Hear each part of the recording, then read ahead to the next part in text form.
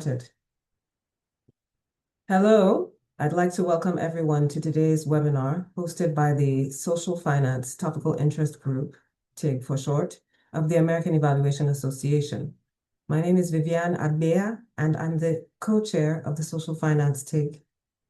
To help us get to know one another, we'd appreciate it if you could rename yourself on Zoom to include your name and the organization that you work with or that you own. For those of you who are not familiar, the American Evaluation Association is a professional association of evaluators devoted to the application and exploration of evaluation as a profession. AEA has approximately 6,000 members representing all 50 states in the United States, as well as more than 80 countries. The Social Finance TIG is called SFTIG for short. We are a group of AEA members who are interested in the topic of social impact measurement and management, and exploring the interplay between social and financial return of investments. We come from many backgrounds, from evaluators to evaluation commissioners, investors to investees. Membership in our TIG means that you want to learn more about evaluating the social impact of organizations that are aiming to produce both a social and a financial return, whether you are at the forefront of this work or just learning about it. We have a very exciting webinar today focused on how Blue Haven Initiative invests for impact and manages their portfolio. And now, without further ado, I'll introduce today's speaker, Lauren Rosales-Farello. Lauren Rosales-Farello is Director of Operations and Impact at Blue Haven Initiative, where she works closely with investment advisors, accountants, and the investment committee to ensure smooth back-end processes for the family office's investment portfolio. Lauren manages impact management and measurement of the portfolio across asset classes and impact themes. Combining her project management experience and financial impact knowledge, Lauren also oversees the family office's portfolio management software to draw actionable insights across all asset classes and impact areas. Prior to joining the family office, Lauren spent 4 years at the Aspen Institute's ANDE, or Aspen Network of Development Entrepreneurs, facilitating international partnerships and managing special projects to generate a more robust ecosystem for impact investors, nonprofits, and entrepreneurs in emerging markets. Lauren has an MBA from USC's Marshall School of Business. And before I turn it over to Lauren to get us started, I want to note that you are welcome to ask questions throughout presentation. Please put them in the chat, and we'll get to them as we can. And Lauren, please take it away. Awesome. Thank you. Vivian, I really appreciate it. Thank you to Miriam, who's not here, but was really helpful in getting all this organized. Nice to see a lot of familiar faces, to see some new faces. Really appreciate you guys all being here. Maybe a couple things before I start. I would love, this is a smaller group, so I would love for this to be as helpful to you guys as possible. I'm going to do my best to try to focus on what we tried, what we learned, what basically what we've done since we've had some lessons learned, and things like that. So feel free to chime in, ask questions, redirect me if there are things that you want me to talk about more. I want to make this again as helpful as possible. So please just let me know what's most useful. I'm going to go ahead and share my presentation, and let me make sure that it's appearing correctly for everyone. Great.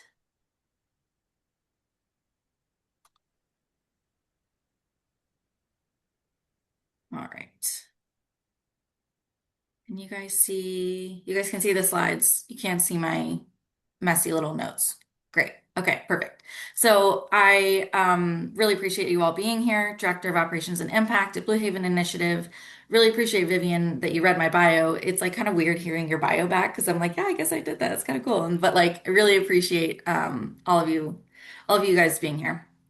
So this is kind of the way that I've thought about setting up this conversation. So I'll talk a little bit about I'll set the stage, I'll talk about our development process, and then I'll talk about our kind of two pieces to impact management and measurement at Blue Haven. I'll talk about the Impact Diligence Scorecard, and I'll talk about the Impact Snapshots. In between that, I'll talk about like tying together impact and financial ratings. So again, ask questions. Let me know if there are things that you're like, why did you do that? I would have done it this way. I would also love to hear that too, because this is such a learning process for me and for I think a lot of the folks on this webinar because there's so much newness and things that come out and best practices that are developing so rapidly. So please jump in. Okay, so just to set the stage a little bit, so Blue Haven Initiative, just to give you a quick overview, we're a single family office founded by Ian Simmons and Liesl Pritzker Simmons in 2012. And essentially, they decided that they wanted to put all of their assets into impactful themes across all asset classes. And so the way that we are structured is that we've got a variety of different portfolios, some of which are managed in-house and some of which are managed externally. So we have our broad portfolio, which is managed by the Goldman Sachs Imprint team. So that's a majority of our fund investing. That is about 88% of the portfolio. That's also including our publics as well. We have an in-house investments team, our private investments team. They're mostly focused on venture capital, historically have been focused on geographically sub-Saharan Africa, which is maybe how some of you have known us in the past. We've transitioned that portfolio a little bit and are focusing more on the US and focusing on climate, fintech, and health tech. We have our initiatives team that's doing both grants and catalytic capital. Obviously just more traditional grants, and then catalytic capital being, for those of you who maybe are less aware, kind of below market rate expectations on return. And then we have our civics team, which some of you may know about, and others, I think there's less overlap in our circles. So I want to make sure that I give them a call out. They're doing some really amazing work around democracy building and making sure that our country maintains its democracy during challenging times. So they use grants, different types of pool vehicles, they use political donations, really focused on democracy strengthening and, improving the markets in order to do this. And so the way that we've thought about our portfolios and kind of IMM, which is what I'll really focus on here, is over the life of Blue Haven, it's been very much dependent on the team and the manager. So for our private assets that are managed by an outside advisor, we get an annual kind of like fund level, well, Blue Haven, not really a fund, but like we get like high level insights at the end of the year, and they're rolled up metrics. And so that's really concentrated on a specific subset of our portfolio, but doesn't focus on the private investments and the catalytic capital. And the private investment side, it's more venture dependent.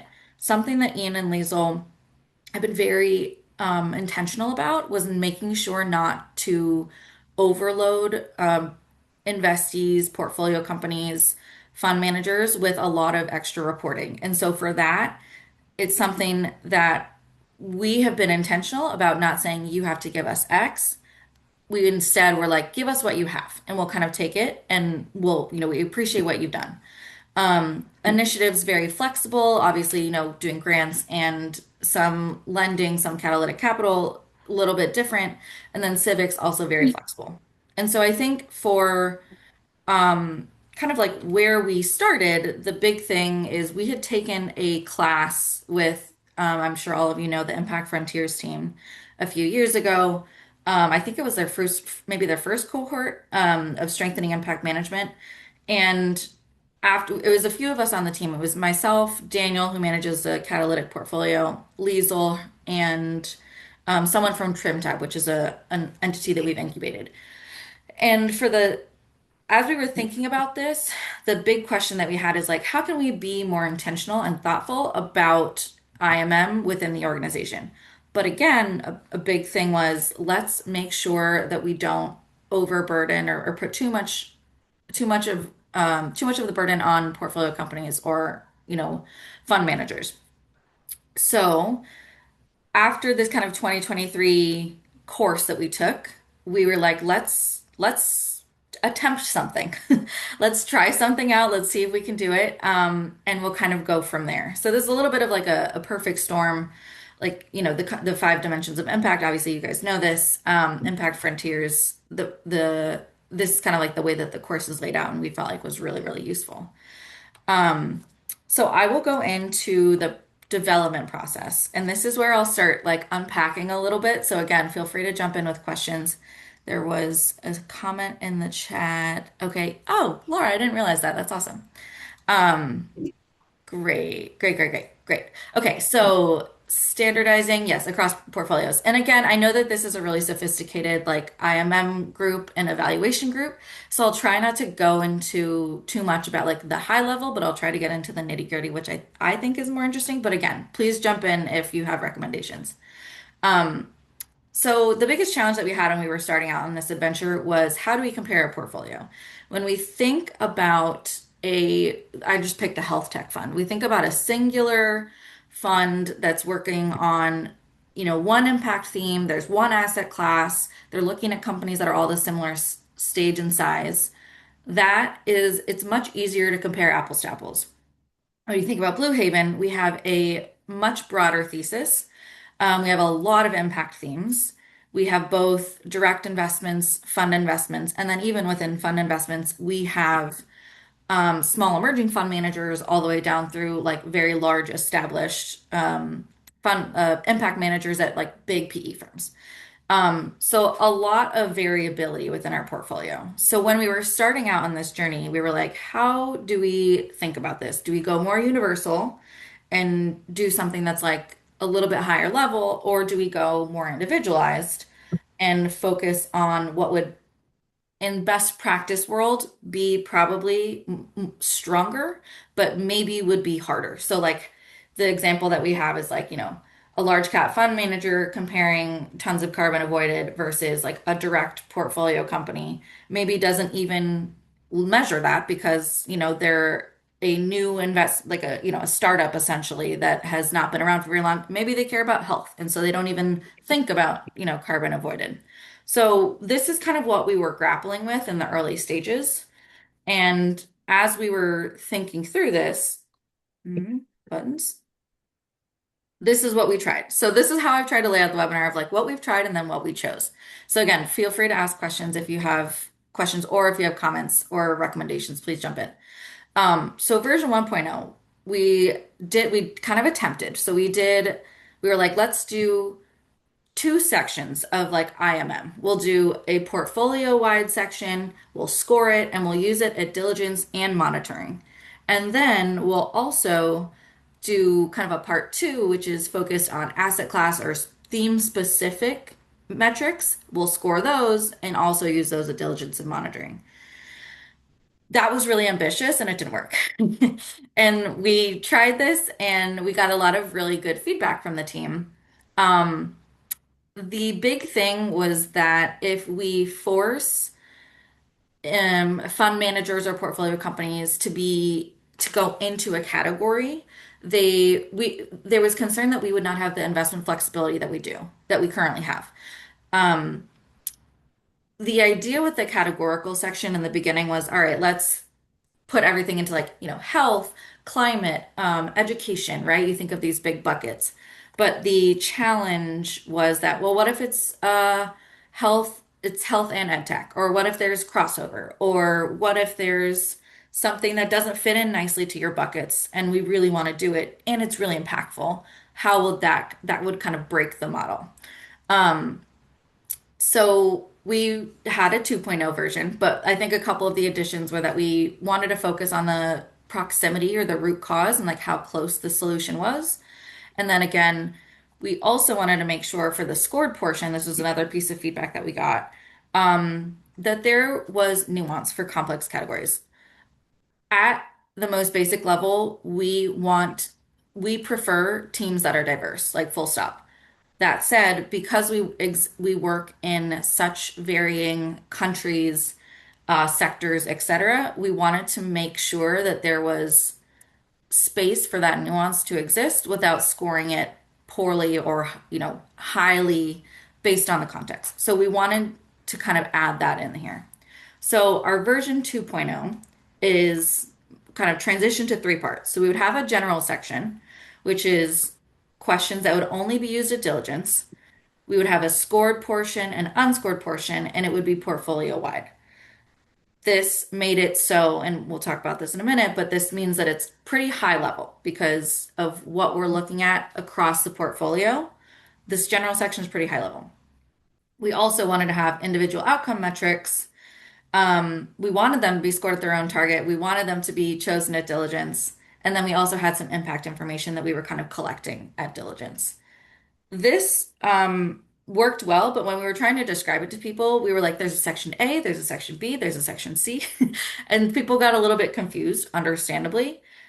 So we transitioned to what we're calling kind of two pieces of impact management. We have our impact diligence scorecard and we have our impact snapshot. I will go into more detail about both of these, but just wanted to give you a little bit of a sense of like how we streamlined and kind of came back and hopefully cleaned up some stuff. And then I guess the big caveat for Impact Snapshot here is that this is very much in progress. I'll take you through what we tried and what didn't work, but know that like we are very much testing things out, trying to figure this one out. But this is our goal. We want to have something that's focused on the manager or focused on the investment. We want it to be scored against our own target, and we want things to be chosen at diligence that are managed at the investment, either midpoint or at the end point, kind of depending on what's needed. Okay, great. Glad to hear that, Sarah. It took clearly, you saw that this was 2023, 2025. So that's one of the things that I just want to point out is this has been a long process. So this took us a little while. I'm glad it makes sense. So this is kind of how we describe our IMM framework right now. So we've got our impact diligence scorecard, our impact snapshot based on the five dimensions of impact. And this is just kind of like the one slide or like the one pager that I talk about with the team when they're talking about IMM. Like this is how I like to describe it in a quick and dirty way. Like this is what, the overall viewpoint looks like. Okay. I'm going to jump into the impact diligence scorecard, but pausing in case anybody has any questions quickly in the chat or wants to chime in. No? Okay. All right. So starting with the scorecard. So this is where we've landed. So a couple maybe high level things. The goal with this was to be, to the extent possible, which I know is tough, as binary as possible. So we wanted it to be binary with the intention of being as objective as possible. That is challenging at some points. So you'll see how we kind of worked with that a little bit. But we left a unscored portion and then we have a scored portion. Again, this was from the feedback around diversity. And then impact focus we added up here because we wanted, and I'll talk a little bit more about it later, but we usually have an explicit preference for these things, but it does leave room for situational nuance, and the company or the fund isn't going to be penalized because they don't score highly on those two. We always have an explicit preference for the scored portion, and so that is what we tried to build into this. Again, this is portfolio wide, so universal, fairly high level, and this is only used at diligence. So the way that we thought about this a couple years ago or a few years ago was, all right, going forward, let's use this at diligence. However, we have, 50 plus investments that we've already made within the portfolio. So what I've had with a series of an army of amazing interns is we've kind of gone back in time and taken the investment memos from that moment and scored them using this criteria. So trying to kind of ignore what has happened since, but because this is used at diligence, really trying to say like, back in 2018 when we made this investment, we only had this investment memo, we didn't know what was going to happen. Based on that, you score the criteria. So that's kind of where we have landed. But again, it's not a perfect system because things change. We had one portfolio company, for example, that transitioned from doing solar panels on homes to mobile phones. And so, things like that make it really challenging because we now know that what we were scoring, what we would have scored back then doesn't even apply. So there's still obviously challenges with this, but that's kind of how we thought about it. Um, do the investment memos now require these criteria? So great question. So a lot of this is coming from the Goldman Imprint team for the majority of our fund investments. And so most of this can be pulled from the memos. For the in-house teams, I kind of leave it to their discretion if they want to include it in their diligence memos, or if they want to ask like a couple of these side questions, they can do that too. So leaving room for each team to kind of do what works best for them. Um, okay, so yeah, so here's the unscored diligence scorecard. Um, Again, like there are preferences, and we try to show how they do in comparison to others, but it is not a numeric value. Um, I won't read all this because it gets a little unwieldy, and you'll see I've got a bunch of slides with some like a lot of text. And I don't necessarily want you guys to get caught up on the text piece, but I think I just wanted to show at a high level, like this is how we think about it. And yes, we tried to make it as, again, objective as possible, but it's hard. There are firms that don't, well, there are firms that previously, prior to, let's take away giving DEI metrics at all, that gave them in a different way. But now things are even wonkier because the folks that we used to get some DEI metrics for are not necessarily providing this anymore. So just to give you guys an idea of how this looks. And then I find examples really helpful, so I wanted to provide you guys with an example just so you can see. This is what we say a sustainable PE fund, just for anonymity's sake, and then like what the source is, and then what we choose. So again, this is not scored, but this again is like how we would like to see or how we would like to kind of rank things. I see a couple questions. What do you do if you don't get the data? That is actually kind of what I'm trying to figure out right now. So we take things pretty much at face value, and so we're getting a lot of information. So we have the investment memo. I have, because I'm on the ops side, I do the sub docs and some of the like back end paperwork. I actually had a webinar last week, and it was recommended that we utilize the website as another piece of like data that we're pulling in. So I don't have a great answer for that. Basically, what we're saying is like if we don't have the information, it doesn't get scored, kind of thing, or it gets a zero. But one thing that I want to do, and one thing that I think that we can improve upon, is if it is not scored, do we either go back to them? Do we take it at face value? I also don't want to engage in a bunch of conversations with the manager if it's going to be a waste of time or if they're going to be annoyed about it. So kind of like trying to figure that part out. Don't have a great answer. Do certain parts of Blur portfolio have more preference for say? Yes. Great question. Catalytic portfolio definitely we would want that to skew more towards the C's. Um, and we'll talk about analysis later, but this is we've just gotten to the point where we have enough data, we can start having and actually hopefully interesting insights. So this is where I'm gonna hopefully get to spend some time of being like, okay, what does this actually mean? What does this say? You'll see that there's some just like numeric values that I'll go into later.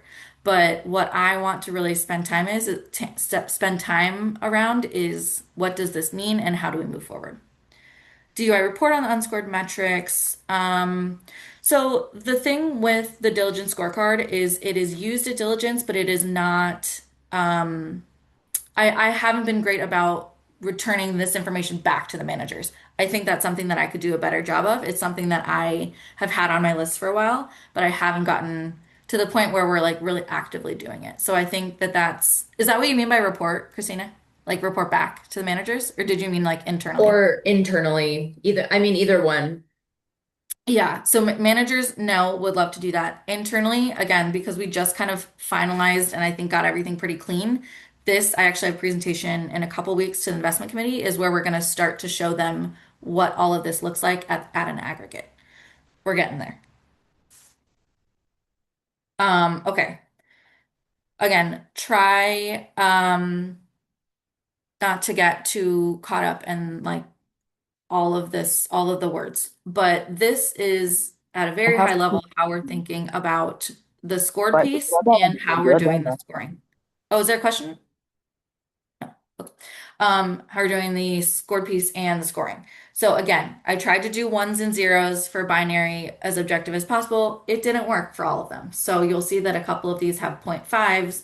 Um, and there also was, um, oh yeah, here it is.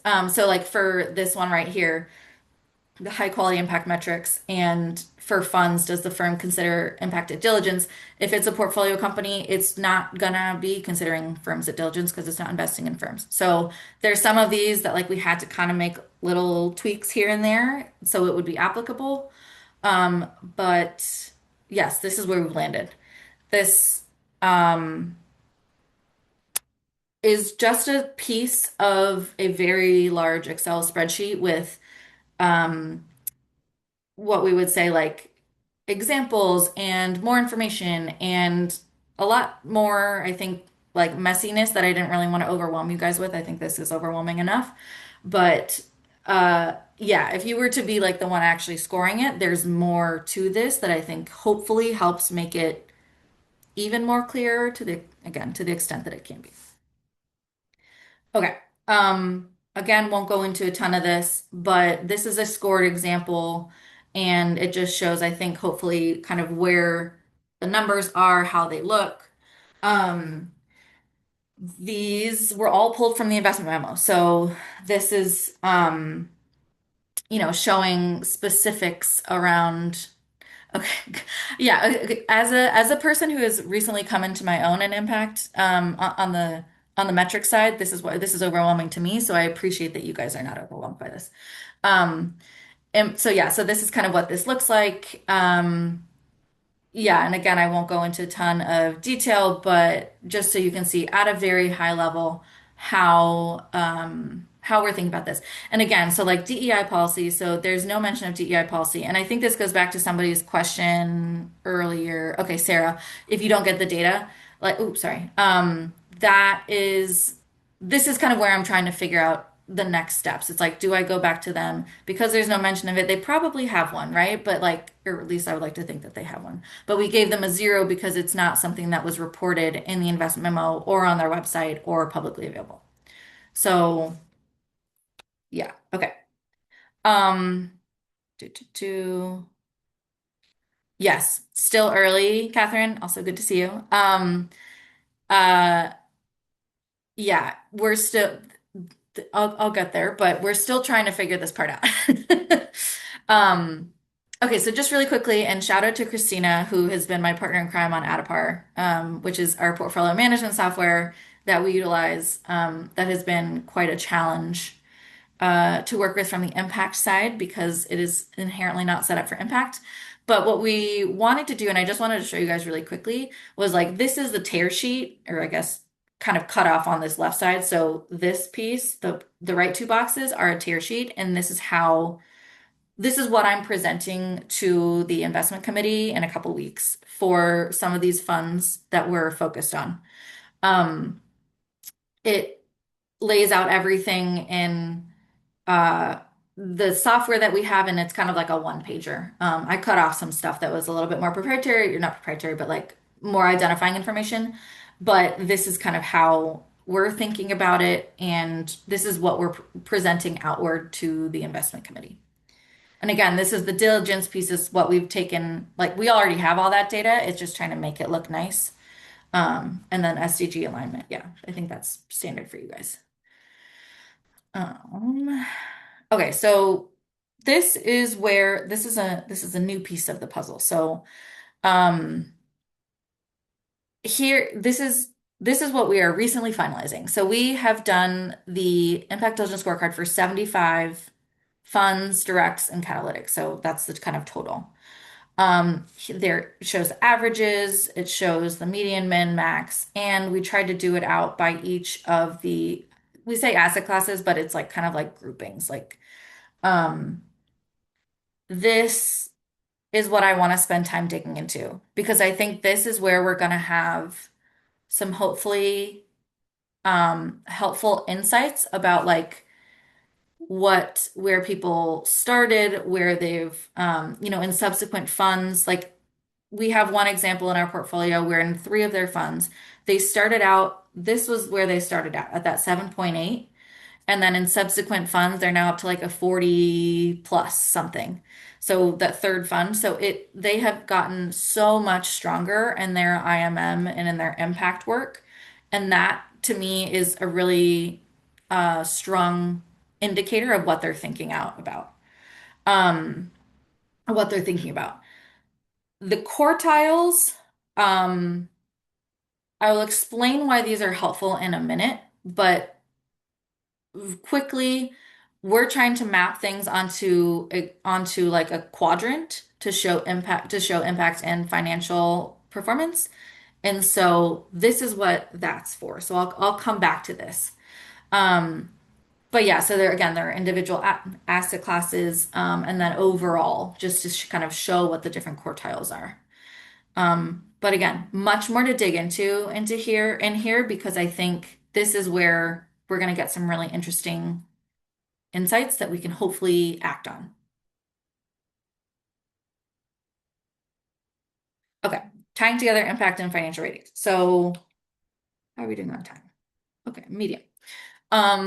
I think you guys are likely familiar with this, but we, believe in having high impact and we also believe in having, high financial returns. So we have a commercial portfolio or we're looking for market rate returns, except for within our catalytic portfolio. So what we're trying to do is plot the impact of our investments with the financial performance of our investments.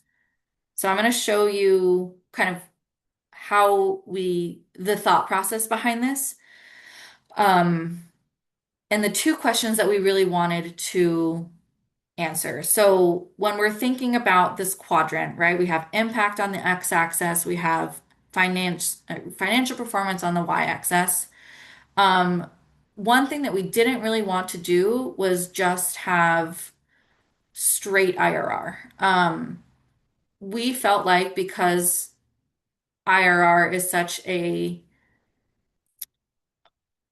don't want to say arbitrary measure, but it is a number that would not fairly indicate how a catalytic investment is doing and how maybe a direct venture deal is doing. So we wanted to try to figure out what is the best way to kind of score financial performance that was an IRR.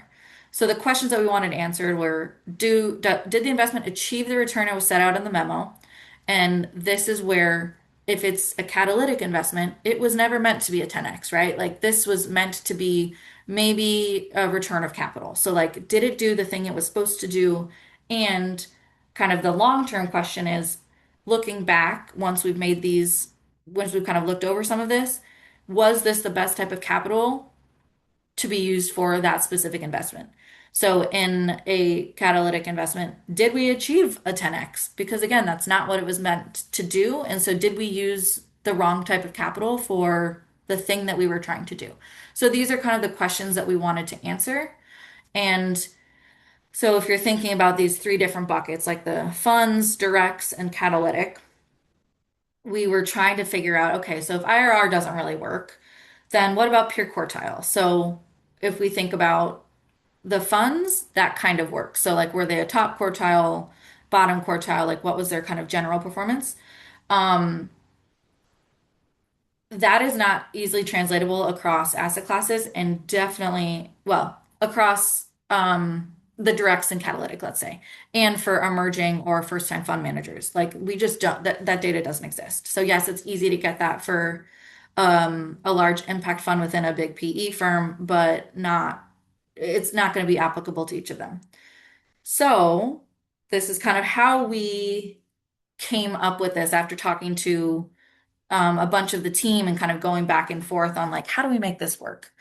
So we thought about a matrix ranking that kind of mirrored what quartiles would be, but would leave some situational nuance for different teams. So again, one being excellent, similar to a quartile, four being poor. For funds or for the folks that we or for the funds that we do have data for this, this, is pretty straightforward, 1 through 4. That would be the ranking. And I just want to note that this is based on asset class and vintage years. So it's a Goldman. So we get this data from Goldman, who gets this data from Cambridge Associates, and that the quartiles are based off of what the investment vintage year was and what the asset class was. So it's kind of a little bit specific. Um, for the direct portfolio, we use multiple on invested capital. So this is, how much total value an investment has made compared to its initial cost. So this is a metric that the direct portfolio uses for themselves. And so we decided that we talked about it and they felt like this was the best indicator of financial performance from their perspective. So we decided to use this. Catalytic is probably the most subjective, but this is the one where where we say like principal and all interest returned, principal some interest returned, or on track, principal returned, holding but principal delayed. So this is kind of how we attempted to put all of these different things on one page, basically, or on into one quadrant. This is still very much a work in progress. We are literally just in August has been the month where we've started plotting this out. And so you'll see a bunch of dots on a spreadsheet, which is kind of cool.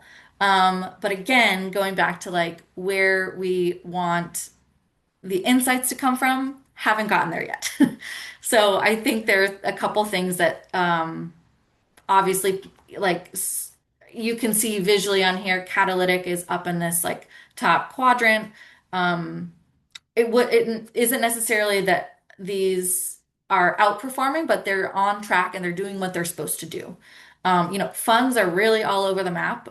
This was our friend, which I thought was interesting, had gotten the 7.8 from, I think it was 2014. So that one fund from many years ago that had really struggled on impact. It's a couple of their other funds are now in the blue somewhere. And then yeah, kind of a little bit all over the map. So this is where I want to spend more time digging. And then, oh, sorry, I do have to have the caveats in here because these are important. This is not all 75 that we had scored on the Impact Diligence Scorecard. It is if we don't have a financial metric for it, or if like there are certain funds that we truly just didn't like the emerging managers, we don't have anything to compare them to.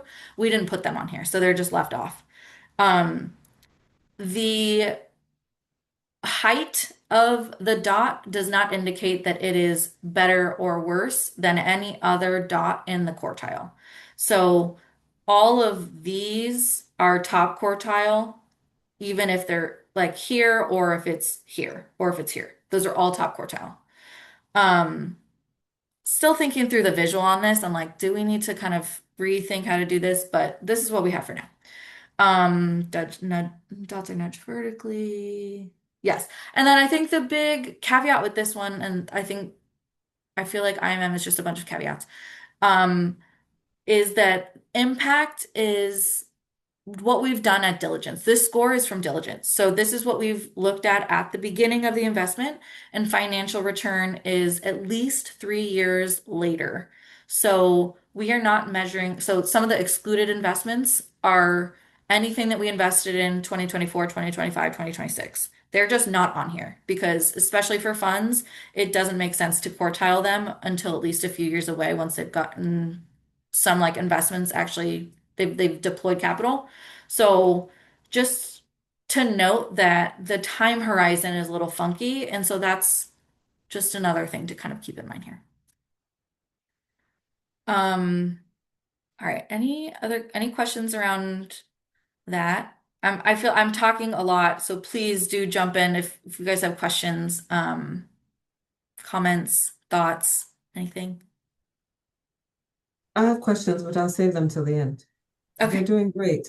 This is what Thank we're you. here for you to talk. Thank you for coming. Okay. Okay, okay. Um, all right, so now I'll talk about the impact snapshots, which are very much a work in progress. I'll put all the caveats out there. But I do want to talk about what we did that didn't really work for us because I think this is hopefully interesting. So okay, so yeah, so we're going down to this like the impact snapshots piece, which is this like bottom right quad or bottom right box. Okay, so what we tried in the beginning. So again, army of amazing interns, who are very well versed in IMM, I will say. So like very much thought partners as opposed to like folks that were just like kind of doing work. The first thing that we had talked about was like, all right, what if we think top down? What if, like, kind of go away from the idea that we don't want to burden managers, but like, let's go back, let's try to go best practice and start by saying, here's what the theme is, and here's what you should be reporting on, and just like see top down if that would work. Um, it didn't. Um, and it didn't for a few reasons. So these are just, yeah, don't worry about the like this the visual. This is just a screenshot example of like what we had tried and it didn't work, so you don't have to really worry about it. Um, Not every fund working in the same impact area measures success in the same way. Obvious. This is another one of those issues that we had back in the first 1.0 iteration of the scorecard. I'm sorry, yeah, the diligence scorecard, which was what if it's a firm that has a mix of two different, impact themes and it's not even on here? What if they don't want to measure this? What if there's so many different challenges that came with this. So we pretty quickly determined that this wasn't going to work. And again, at the end of the day, we were like, we are trying not to burden our portfolio companies and fund managers. So let's kind of steer away from this. And we didn't, to be clear, we didn't come up with these. These are already established. I don't remember which framework they are, but these are not things that we decided. Option two, fund led. This was kind of the reverse approach. We were like, what if we work with the managers and just get what they're sending to us? Um, what if we take kind of that at face value? So, here is the list of funds, and then here are the things that they're measuring. Um, the challenge with this was that everybody's reporting on things very differently. So we would get, one fund here, um, would provide, let's say, if there are multiples of the same metric, they could be looking at one might be looking at a singular fund, and one might be looking at the portfolio as a whole. And what we saw was a lot of funds are looking within all of their, a lot of fund managers are reporting on all of their funds at the same time, as opposed to this is how many carbon emissions were avoided in Fund One. This is how many carbon emissions were avoided in Fund Two. And so what we saw was that there was a challenge in like the cumulative versus the annual, well, the cumulative versus the fund specific data. Um, and we learned that some of the metrics aren't even applicable year over year. So they would look, sometimes a fund would look at one metric and then in their impact report 3 years down the line, that they would no longer be looking at that metric. And that goes to the standardization of impact reporting, which is a separate thing that we'll talk about, but just going to shout out to Impact Frontiers and the impact performance reporting norms, which is trying to really standardize some of this. So anyways, this was the fund-led version, also didn't work.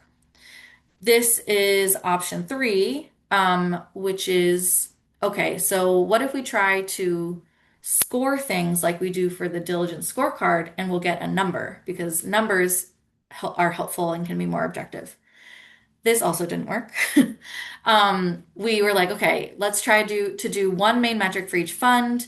We'll create a rating. So, like you'll see, this was an example. So, like score one, score three, score five. And it was based on like people impacted, I guess.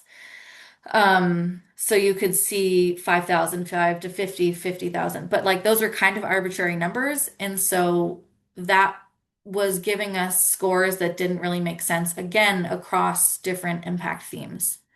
Um, the other challenge with this is that each metric, two different, sorry, I'm like, there was something else with this. Oh, that's right. This one doesn't focus on depth. This one only focuses on just like for people, it wouldn't like if it was a really in-depth or high touch solution or something, they would score a one. Um, Even though technically they might be doing something that was really in depth. Like if it was only reaching a certain number of people, but it was really in-depth solution. So anyways, this one just was really hard. We tried it and it didn't work for us. Um so here's what we came up with. And again, this is still in progress. So we're still working on this, but wanted to show you guys a little bit around where we've landed. So there's a few different parts. So it's a little bit of a combination of everything. So we have some portfolio level metrics. So that'll show at a portfolio level, like here's the information that we're getting in their impact report, or folks that don't do an impact report, something that we want to talk, that's something that I want to work with the fund managers on.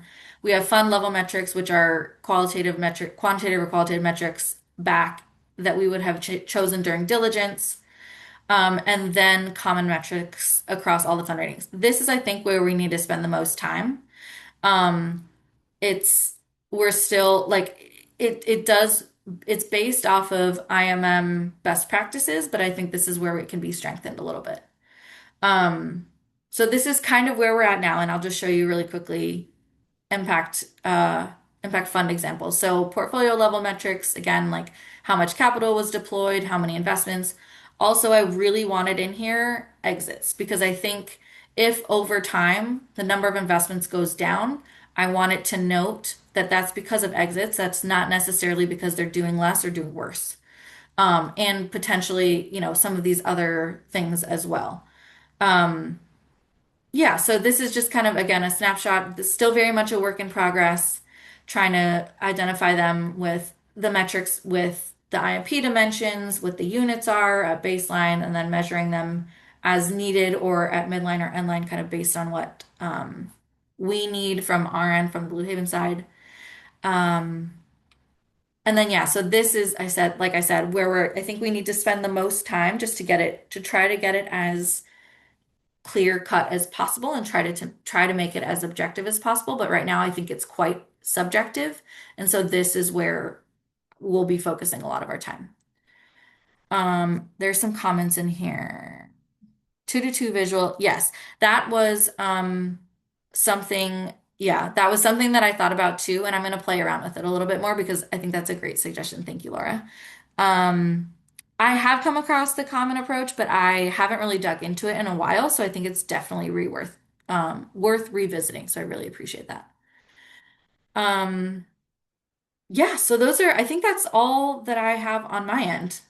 But thank you guys for listening. I hope this is midline measure at halfway point. Yeah, okay, so this is what I'm trying to figure out. So what I want to do with the midline piece isn't necessarily, well, it's what I was, okay, let me start with what I was avoiding. I was avoiding doing this on an annual basis. I think that that's too much for too many funds, and given that it's only a piece of my full-time role, I don't have the capacity to do that. So the idea with midline was not necessarily like, oh, it has to be at the midway point, but instead it was like, okay, actually we have there's a re-up of one of the funds that we've invested in. Um, it's getting presented it's getting presented for a re-up. So, another fund 4, let's say. And in order to fully evaluate if we should go into Fund 4, let's do an impact snapshot because we want to see how Fund 2 is doing on their impact score at this point in time before we decide on Fund 4. So the idea being that, like, if nothing is needed before that midway point, we would kind of use the midway point of the fund as when we would do the evaluation. But if it is needed earlier, or if there's kind of a one-off or things that come up, for example, this like this investment committee meeting that I'm presenting at in a couple weeks, that has been like a time where I'm like, okay, we actually are just going to do these snapshots for a bunch of these funds because we need to know how they're looking. Um, so that's kind of how we're thinking about it. But again, it was done with the intention of like, I don't want to do this every year, every 2 years or whatever, but more on a irregular basis based on what is needed by Blue Haven.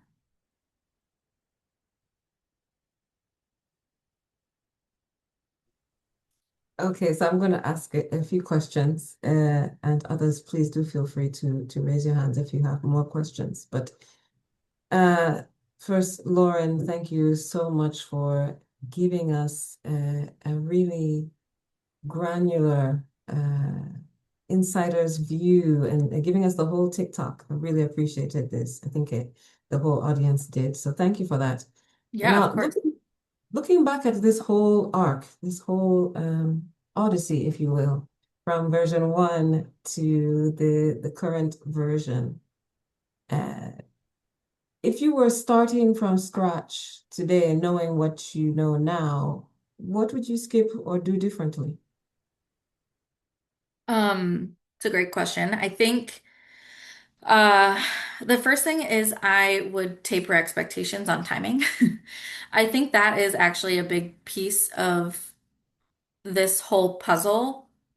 And I know I've already kind of touched on how long it's taken, but I do just want to note that like trying to come up with a perfect diligence scorecard or snapshot is not possible. And I continually have to tell myself this because I get frustrated at times when I'm like, this doesn't work, or like this isn't best practice. Um, because that is, I think we all strive for, perfection in our work because we want it to be good, especially around like IMM, like you want it to be rigorous, you want it to make sense, you want it to have legs to stand. So the timing is a lot longer than I thought it would. So not necessarily skip or do differently, but just one flag for those of you starting out on this journey. Um, I think if I if I were to start out again, I would, and maybe this is related to timing, I would really focus on applicability and usefulness over best practice. And I know that that's hard to swallow and has been really hard to swallow for me because, again, you want it to be rigorous, but I have to keep reminding myself that it doesn't matter if something is rigorous if it's not utilized, because then it's not actually helpful at all. And so kind of ingraining that into my mind, I would have probably started out version 1.0 differently on the diligence scorecard and just started out with like, what are the things that we care about, which is kind of how we ended up with our current version, as opposed to okay, let's try to be rigorous. Let's do asset classes. Let's do impact themes. Like, just start with like, with what we're doing right now, how can we be more intentional and kind of go from there and kind of reverse engineer it. Um, I think that's, yeah, I think that's where I'm kind of looking at. What would you say has been the hardest problem to solve along this journey so far? Yeah, for us, it's definitely been the duality of impact themes and asset classes. And I think I mentioned this at the beginning, but just because we do have such a diverse portfolio, um, we aren't even looking at our public equities portfolio, for example. Like that's not even something that I can fathom right now. This is all only our alternatives or our, yeah, our alts portfolio. So this there's so much more that can be done, and so the problem being that everything is a different fruit. It's like apples, oranges, grapes, plums, like we've got everything over here. That's been really, really hard, and the compromise that we've had is that we've gone a little bit higher level with things because we want it to be applicable to the broader portfolio and less focused on the asset classes or the individual themes. And then I think I see Christina has a couple questions. Okay. Yes. Yes. Okay. And actually, thank you for bringing up AI because I think this is really important. And I did talk about this at a recent webinar, but I do want to flag that we have gone from, I would say the probably 75% of the impact diligence scorecards were done manually, again, by an army of amazing rockstar interns. They're now, being scored via AI. We haven't really touched the impact snapshots yet, so that I would love to get into AI, but I haven't built out anything for that. But I would say that we built a pretty robust tool, or I guess put robust prompts, it's Claude, to help get it to where we want it to go. Um, and basically have told it exactly what we want it to look like. So scoring it once, it's only one person. And the snapshots, that's still TBD because we're still kind of figuring things out. But ideally, it would be multiple people at snapshots. Um, and then align scoring from scorecard. That is also something that I want to work on. Have to figure that out too. Because I would love for them to be more aligned, but I think there's a little bit of complications in there. And I realize we're at time, so I will let you all go. But I really appreciate you being here. Um, this is fun. Hopefully it's fun for you guys because this is really nerdy and I feel like sometimes you don't get to talk about some of the nerdy IMM stuff. So I really appreciate you guys being here. And this is the precise place for all things nerd. Yes. Thank you very much for that. Yeah, I guess some people have to run. I did have one more question, but I guess I can ask offline unless other people are curious. Um, do you have time for one last question, Laura? Sure, yeah, but if people have to hop, no problem, of course. Great. So my question was right at the beginning of your presentation. I think you said something about essentially not telling your investees or data providers what data to provide. How did you all come to that decision? And is this something that you're still doing? I know this is not usually the norm, I think, for people coming from an evaluation or monitoring and evaluation setting. Usually you start with the theory of change, you have your indicators or metrics, and then everybody is on the same page with what's being collected, why, and to whom, et cetera, et cetera.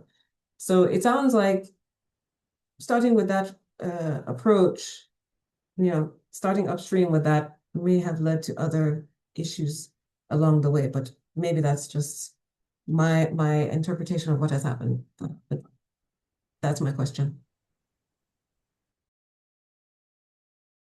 Yes, and of course I choked on my coffee. Excuse me. So this is something that Ian and Liesel have been really passionate about of like if we are giving you capital, we believe strongly in the work that you're doing. And we have done our diligence to make sure that you're doing what you're supposed to with the capital. And so, for that reason, we don't want you to be beholden to what specific things that we need.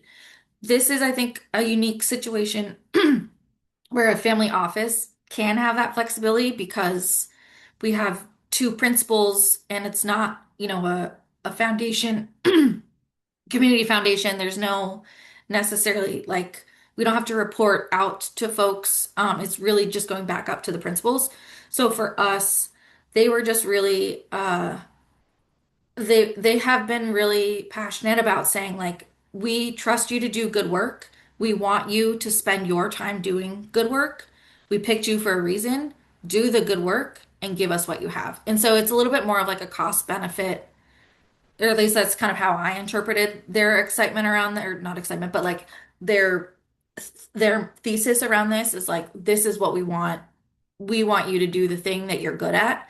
And if the thing that you're good at is being a company that's, providing solar panels to houses in, rural sub-Saharan Africa, go do that thing. You're going to be better at that than you are going to be necessarily tracking all this stuff. So again, very unique to the family office setting, or maybe for some foundations it might be similar, but that was something that they've been, really focused on from the beginning. So I understand that that may be controversial, but something that they were really excited about.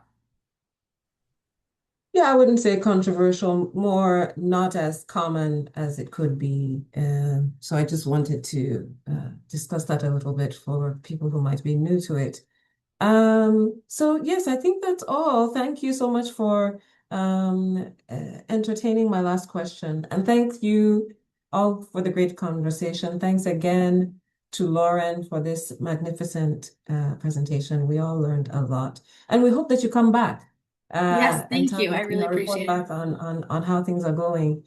We will post the recording of this webinar online and share the link with all who registered. And we encourage you to share the recording with anyone you know who might be interested but couldn't